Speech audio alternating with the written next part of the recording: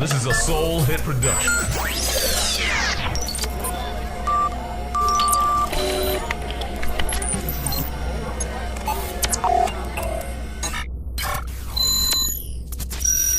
You have now tuned into Insight Sundays, the show that brings you relevant news, youth and political topics with a new direction and focus for our communities.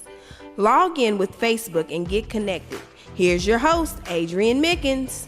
What's going on, Indianapolis, and welcome to another edition of Insight Sundays right here on AM 1310 The Light and Facebook Live. As always, we have to give a shout out to all of our sponsors, which are Andrew J. Brown Academy, Indiana Christian Leadership Conference or ICLC, Buttons and Bows Hair Salon, Bethesda Temple Southeast Campus, New Vision Lighthouse Ministries, Hair Artistry Indy, Inner Beauty Program Incorporated, New Breed of Youth, Lighthouse Academy Charter School South and East, Beach Grove Bible Church, Sam Ash Music Store, and remember, vote for William Benjamin for Sheriff of 2018. Again, vote William Benjamin for Sheriff of 2018. Stay connected with us on all of our social media platforms, which is Facebook, Instagram, YouTube, Twitter, Snapchat, and of course, download our Insight Sundays mobile app on the App Store and Google Play Store. Again, download the Insight Sundays mobile app on the App Store and Google Play Store. As always, Indianapolis, we have another spectacular show for you guys this week.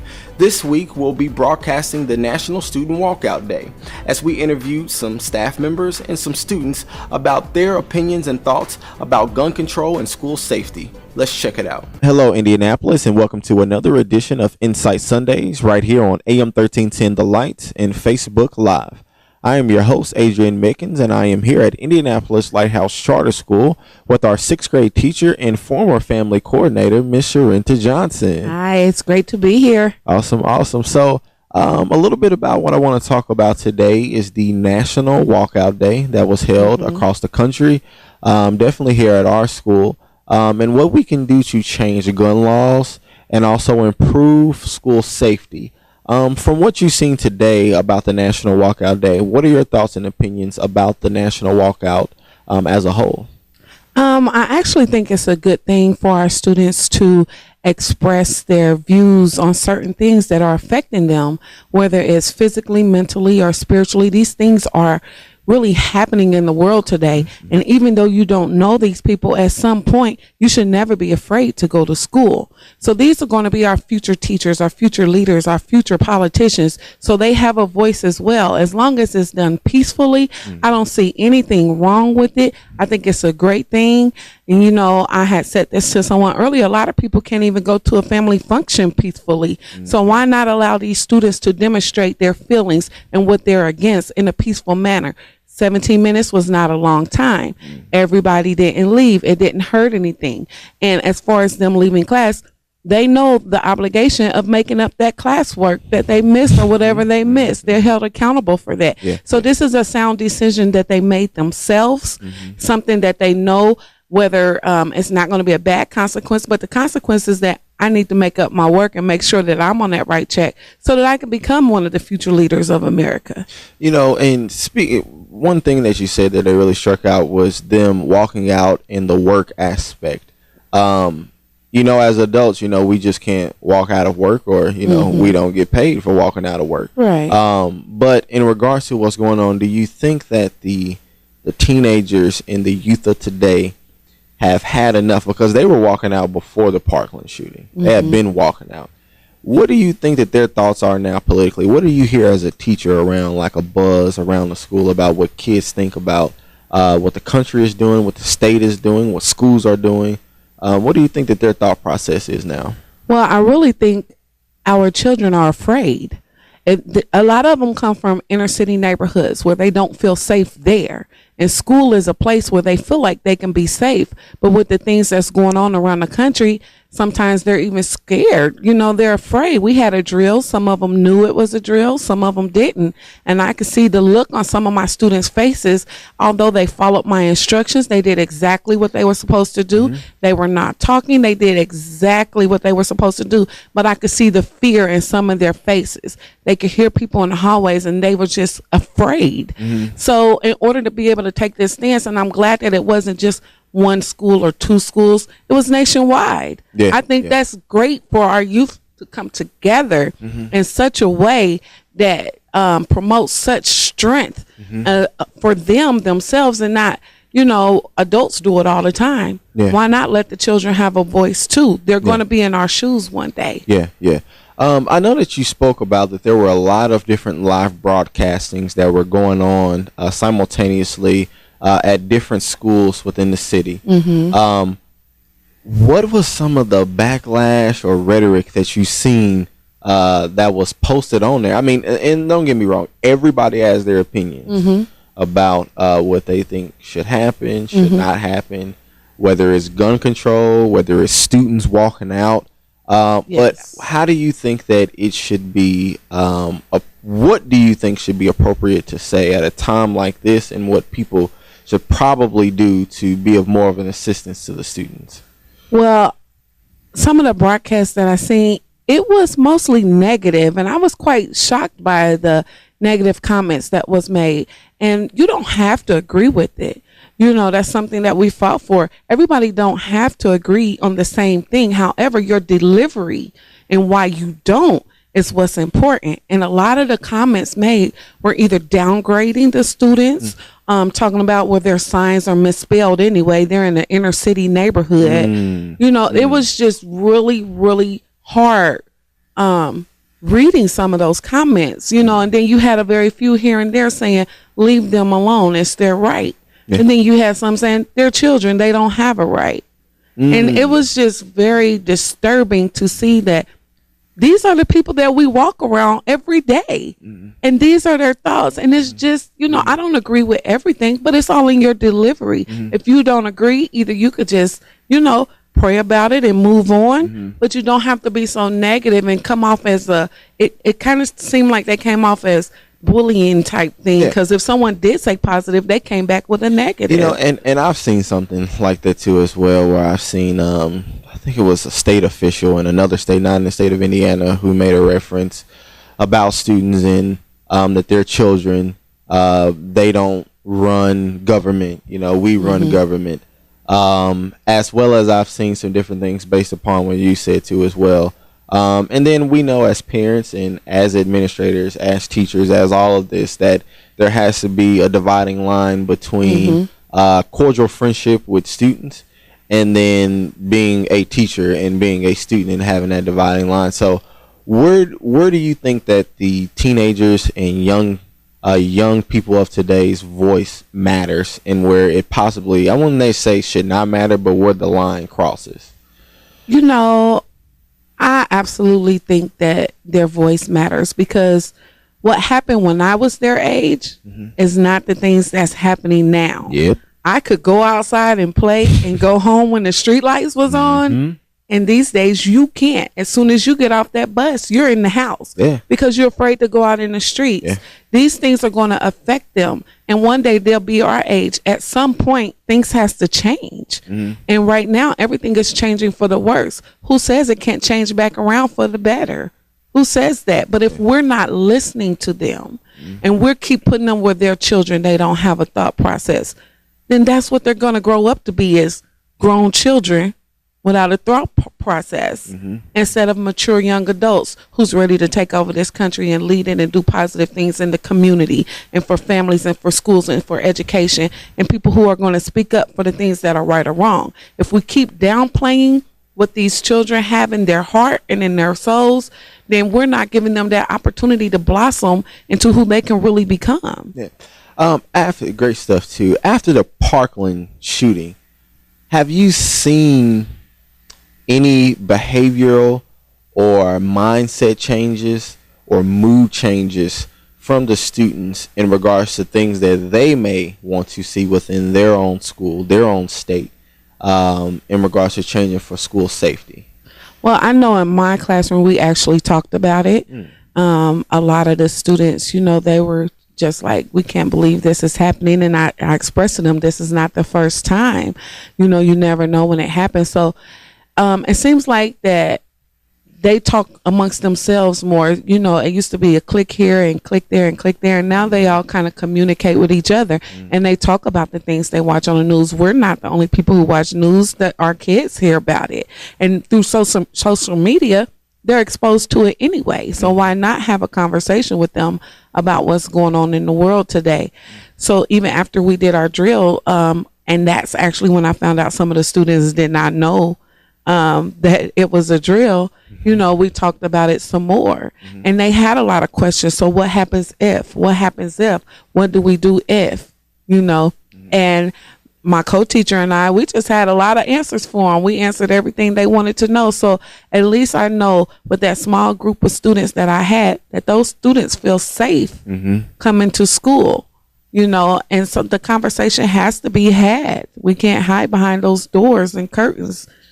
Well, I will say this. For many years, we've always said that the youth of today were not awakened about things or awoke about things that were going on in the community and in the country.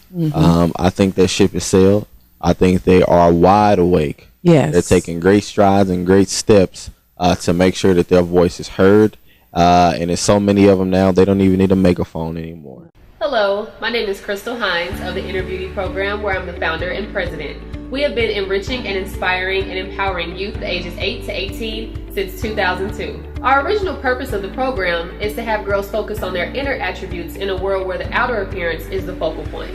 We have a dynamic staff of women who are here to provide all types of programming for your young ladies, including life coaching, mentoring, tutoring, boot camps, and special events. Please stay connected with us through our website, myinnerbeautyprogram.org, our Facebook page, Inner Beauty Program Inc., and our mobile app, Inner Beauty. Thank you. Download New Boy mobile app. Check out our features.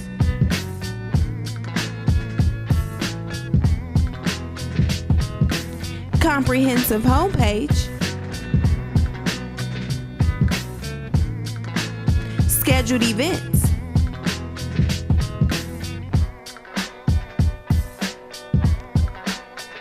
Real-time notifications.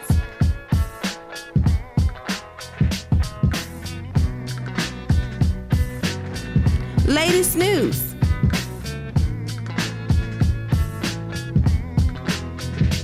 Download on App Store and Google Play. Hello, my name is Sister Ariane Anderson, and I am the Youth Director at Bethesda Temple Southeast Campus. Here at Bethesda Temple Southeast Campus, I have the opportunity to work with children of all ages. We offer so much for our children. They are a highlight of our church. Every Sunday, we offer youth services for our children, and every fourth Sunday of each month, we allow for our children to co-lead our services. Also, our youth nights are powerful. Every fourth Friday at 7 p.m., we come together in unity. During our youth nights, we get to praise, we get to worship, and our children get to fellowship with other children. At Bethesda Temple Southeast Campus, our pastor, Derek and Lady Valerie Miller, are committed to serving our youth. So come out to Bethesda Temple Southeast Campus. It's the place where God is. Buttons and Bows Nail and Hair Salon welcomes you to our new location at 6233 Allisonville Road, where we service all nationalities. We are a full nail and hair salon. Booth space available. Call 317-362-0323 for more info. Since 4th grade, Indianapolis Lighthouse College Prep has been my home. Lighthouse gave me the opportunity to take college classes for dual credits. Lighthouse allows me to do community service, mentoring younger students. At Lighthouse, I take classes geared towards a career that I'm interested in. I'm a Lighthouse Scholar from kindergarten to college. I am a Lighthouse Scholar from kindergarten to college. I'm a Lighthouse Scholar graduating this year and on my way to college. Apply at lighthouse-academies.org. Beach Grove Bible Church. Beach Grove Bible Church. Beach Grove Bible Church. Beach Grove Bible Church.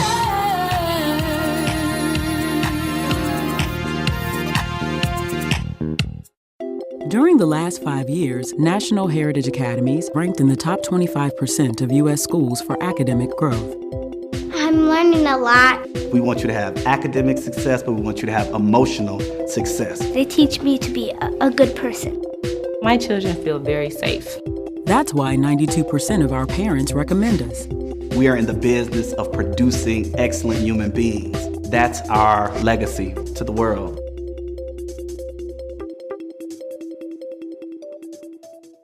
Hello, everybody. My name is Pastor Aaron Boyd. I'm the pastor at New Vision Lighthouse, and we're located at the corner of 46th and Arlington and Devonton Plaza. We welcome you to come and worship with us every Sunday at 11 a.m. We have midweek Bible study on Wednesday at 7 p.m. Our mission is simply this: to let our light shine in our communities and in our families. You can like us on Facebook, visit us on the web at newvisionlighthouse.com. God bless you. Be careful and be prayerful. Everybody out there, hey, register to vote. Register to vote. Too many people fought for your right to vote. Register. And then May of 18, come out and remember William Benjamin. Remember William Benjamin. May of 18, we have to vote in the primary.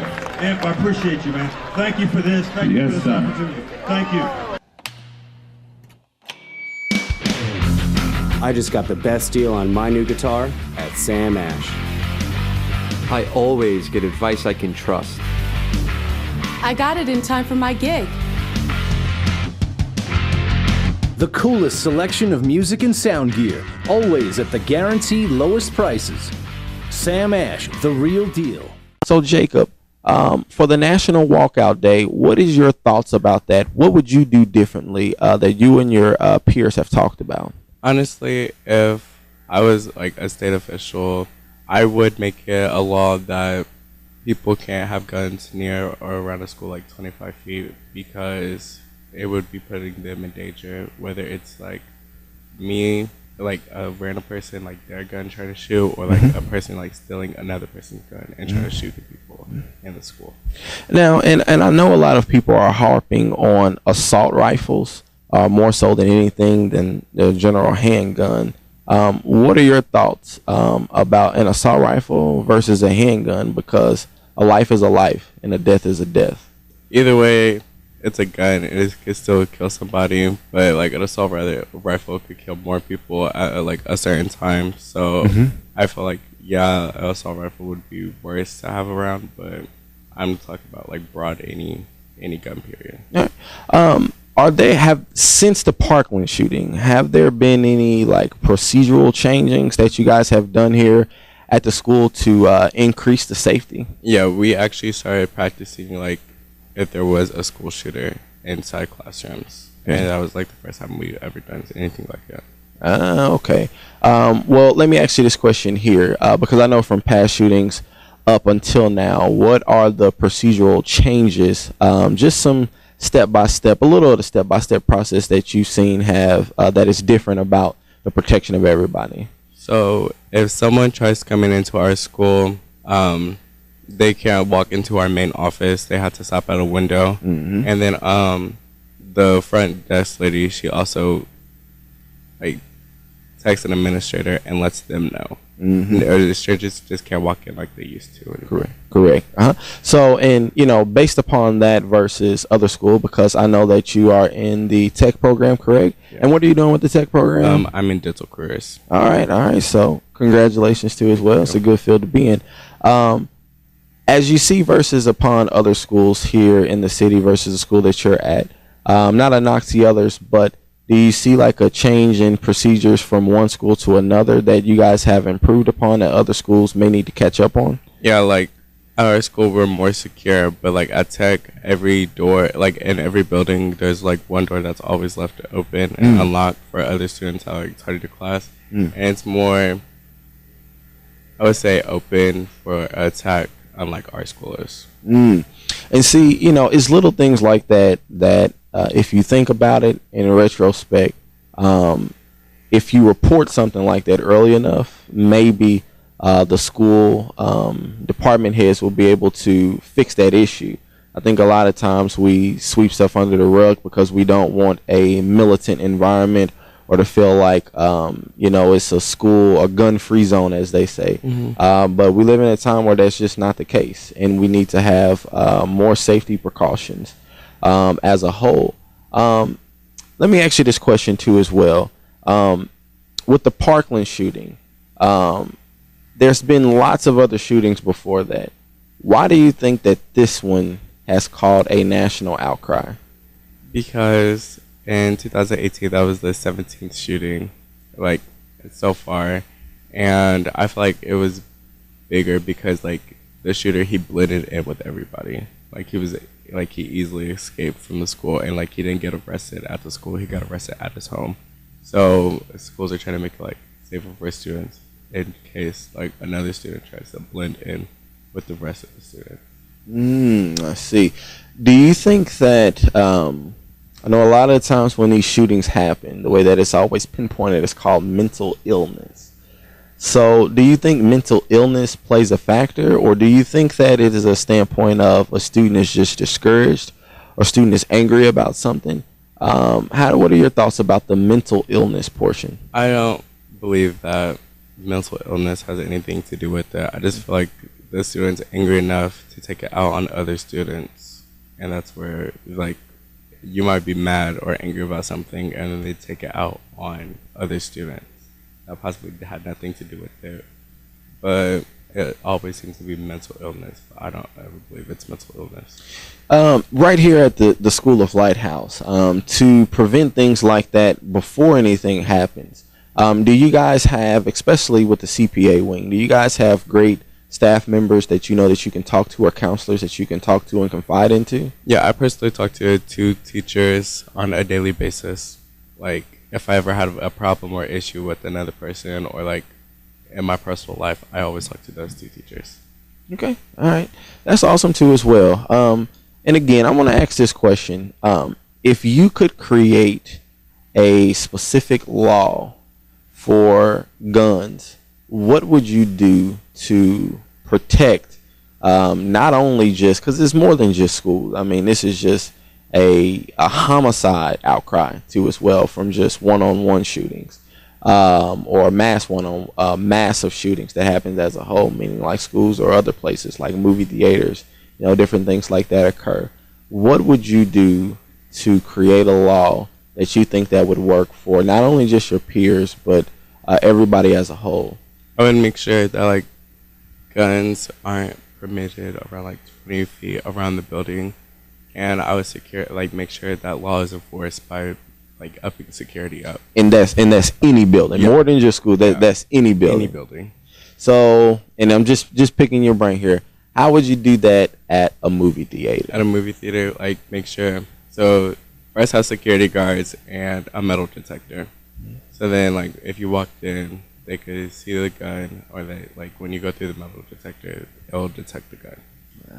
Okay, so I have a metal detector at the movie theater. At most schools now, they do have those for game entries and different things like that. I've seen at Warren and other schools here around the city too as well. Thank you, Indianapolis, for tuning in to another edition of Insight Sundays right here on AM 1310 The Light and Facebook Live. I hope that all the information that you heard today was insightful and helpful in any kind of way to raise awareness about gun control and school safety. As always, make sure you stay connected with us on all of our social media platforms, which is Facebook, Instagram, YouTube, Twitter, Snapchat, and of course, download our Insight Sundays mobile app on the App Store and Google Play Store. Again, download our Insight Sundays mobile app on the App Store and Google Play Store, and we will check you guys out next week.